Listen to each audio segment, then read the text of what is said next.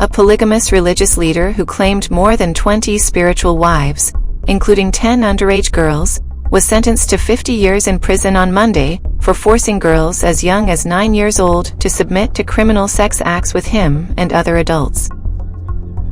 Samuel Bateman, whose small group was an offshoot of the sect once led by Warren Jeffs, has pleaded guilty to a years-long scheme to transport girls across state lines for his sex crimes, and later to kidnap some of them from protective custody.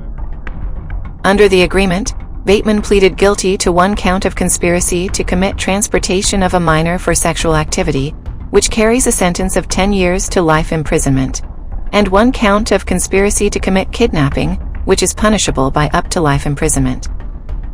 He was sentenced to 50 years on each count, to be served concurrently. The rest of the charges were dismissed as part of the agreement. Authorities say that Bateman, 48, tried to start an offshoot of the Fundamentalist Church of Jesus Christ of Latter-day Saints, based in the neighboring communities of Colorado City, Arizona, and Hilldale, Utah.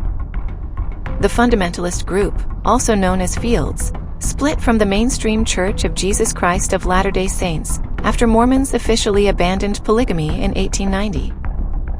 The U.S. District Court Judge Susan Brnovich sentenced Bateman after hearing statements in court by 3 teenage girls about the trauma they still struggle to overcome. "You should not have the opportunity to be free and never have the opportunity to be around young women," Brnovich told Bateman, noting that for a man of his age the 50-year sentence was in effect a life sentence. "You took them from their homes, from their families, and made them into sex slaves," the judge said. "You stripped them of their innocence and childhood."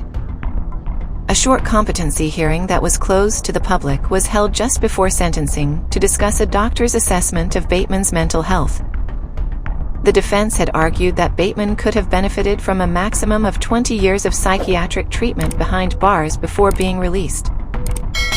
The girls told the court, sometimes addressing Bateman himself, how they struggled to develop relationships in high school, among other difficulties.